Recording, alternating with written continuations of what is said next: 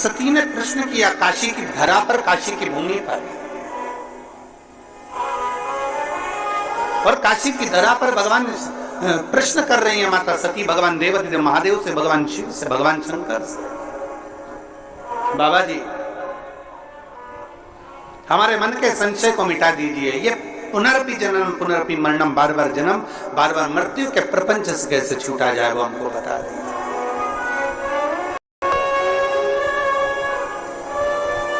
हम कैसे छूटे हैं? और भोलेनाथ सुना दो ऐसी कथा जिसे सुनकर मैं भी अमर हो। हे शंभु, है त्रिकालदर्शी, है कैलाशी, है विनाशी, जिसको श्रवण कर मेरे भीतर के संशय मिट जाए, जिसको श्रवण कर मेरे भीतर का संशय चले जाए, ऐसी कथा मेरे जीवन को श्रवण करा दे। मुझे श्रवण करना है ऐसी कथा जो मेरे संशय को मिटा दे, मेरे संशय को समाप्त कर दे। मां भगवान देवादिदेव महादेव सुन रहे हैं, माता सती बारंबार प्रश्न कर रही हैं, भगवान शंकर से बारंबार प्रश्न किया जा रहा है, बारंबार। और कितना सुंदर बात है, शिव पुराण कहती है यदि हमारा कर्म अच्छा है, यदि हमने श्रेष्ठ कर्म करा है तो हमको भगवान को ढूंढने की जरूरत नहीं पड़ती, बाबा देवादिदेव महादेव हमको ढूंढता है।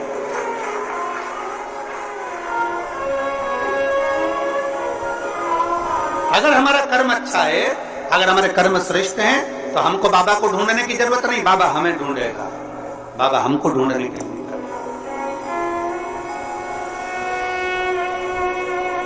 कर्म अच्छा करिए। अभी बिलाई की कथा में हमने एक बात कही थी कि बन सके जिस बच्चे को एजुकेशन की जरूरत है, अच्छी पढ़ाई की जरूरत है, और बच्चा अच्छा पढ़ना चाहता है तो उस बच्चे को अच्छी पढ़ाई कराए। किसी को चिकित्सा की जरूरत है और बहुत बीमार व्यक्ति है और उसको चिकित्सा की जरूरत है तो उसको अच्छी चिकित्सा कराए। किसी को एजुकेशन चाहिए उसको एजुकेशन दिलाया जाए, किसी को चिकित्सा चाहिए उसको चिकित्सा दिलाई जाए, जिससे वो अच्छे से अपने जीवन को आनंद पूर्वक जी सके, तो आगे बढ़ सके।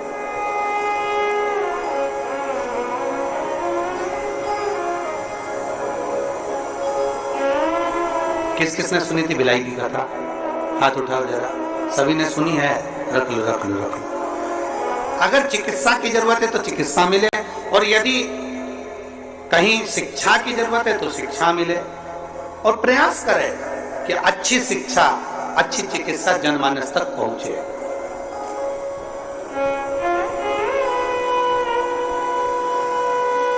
सती मैया कह रही है कि मेरे भीतर का संशय मिटा दे। कर्म अच्छा है तो आपको परमात्मा धीरे आती जाती है और मालूम पड़ जाता है कि हमारा आने वाला समय कैसा है। बचपन में कुछ अच्छा करा है तो जवानी में प्राप्त होता है, और जवानी में कुछ अच्छा करा है तो अधेड़ी में प्राप्त होता है, और अधेड़ी में कुछ अच्छा करा है तो बुढ़ापे में प्राप्त होता है। और यदि हम पूर्व से ही केवल थोड़ा थोड़ा थोड़ा थोड़ा पाप कर्म हमारा इकट्ठा होता गया तो बुढ़ापे में यह मत सोचना कि बहू तो रोटी दे देगी, बुढ़ापे में यह मत सोचना कि परिवार के लोग जी हजूरी कर लेंगे। अगर बुढ़ापा आते आते अपने ही अपने को ताना दे रहे हैं, बुढ़ापा आते आते अपने ही अपने को गाली दे रहे हैं, बुढ़ापा आते आते अपने ही अपनों को अपशब्द कर रहे हैं, तो फिर ये मान कर चलना कि हमने पूर्व का कर्म थोड़ा श्रेष्ठ नहीं कर पाए, इसलिए आज हमको सुनना भी पड़ रहा है और सहना भी पड़ रहा है। अरे मत बुरे कर्म कर बंदे वरना पछताएगा, भगवान की आंखों से तू बच नहीं पाएगा, तू बच नहीं पाएगा।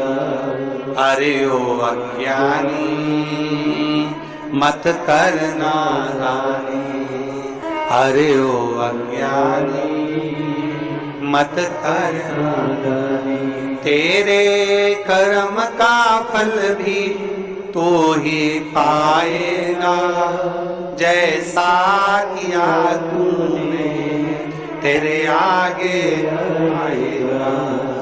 मत बुरे कर्म कर बंदे वरना पछताएगा। भगवान की आंखों से तू बच नहीं पाएगा, तू बच नहीं पाएगा। अपने कर्म थोड़े श्रेष्ठ कर, जितना बन सके श्रेष्ठता का कर्म थोड़ा थोड़ा करते चलिए, थोड़ा थोड़ा बहुत। ये मेरी जीजियां बैठी हैं ना, इनको ज्यादा पैसा नहीं, ये तो थोड़ा बहुत मायके गई, पापा ने दे दिया, माँ ने दे दिया, बाबू ने दे दिया, महतारी ने दे दिया, थोड़ा थोड़ा इकट्ठा करती है। बच्चों का मिलता है वो इकट्ठा कर लेती है, थोड़ा सा पति देवता दे देते हैं वो इकट्ठा कर लेती है, थोड़ा कहीं कोई मेहमान पावना आ गया, कहीं से धन आ गया तो इकट्ठा कर। जो नौकरी करती है उनका नहीं कर रहे हम, जो सर्विस कर रहे हैं उनका हम नहीं कर रहे, हम तो जो घर की दीदियां हैं, घर की हमारी बहनें, हमारी जीजियां हैं, उनका करें थोड़ा थोड़ा थोड़ा थोड़ा। 50, 100, 500, 200, 25, 50, 100, 500, 200 इकट्ठा कर लेते हैं। किसके लिए इकट्ठा कर रहे हैं? बोलो बोलो जरा जीजियां, बोलो जरा जम के। खुद के लिए बोलो जम के? नहीं। किसके लिए इकट्ठा करा? ये पैसा इकट्ठा करा जब बच्चों को जरूरत पड़े तो मैं निकाल कर दे सकूं, और पति को जरूरत पड़े तो मैं निकाल कर दे सकूं, ये उस समय के लिए, खुद के लिए नहीं।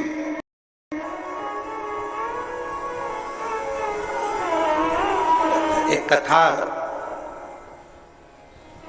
अमलेश्वर की कथा में हमने कहा था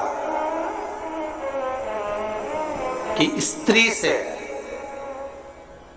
उसकी उम्र मत पूछो और पुरुष से उसकी आय मत पूछो। स्त्री से उम्र मत पूछो और पुरुष से जम के बोलो जरा, आय मत पूछो। क्यों? स्त्री से उम्र इसलिए नहीं पूछिए क्योंकि स्त्री अपने लिए नहीं जीती, एक नारी जब भी जीती है अपने परिवार के लिए जीती है, इसलिए नारी से उसकी उम्र नहीं पूछी जाती, उसकी उम्र नहीं पूछते कि तू कितने साल की है।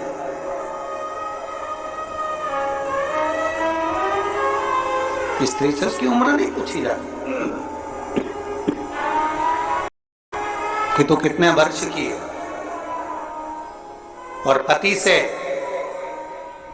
ये जितने मेरे जीजा बैठे हैं यहाँ पे और जितने आस्था चैनल पर जीजा कथा सुन रहा है, इनसे इनकी आय नहीं पूछी जाती, तुम कितना कमाते हो, कितनी आवक हो रही है, कितने की फसल गई, कितना आया, नौकरी करते हो, सर्विस करते हो, कितना मिलता है, कितना कटता है और कितना मिलता है, इनसे नहीं पूछा जाता। स्त्री से उम्र मत पूछो और पति से उसकी आय मत पूछो, क्योंकि घर का पिता, घर का पुरुष जब भी कमाता है अपने लिए नहीं कमाता, वो अपने परिवार के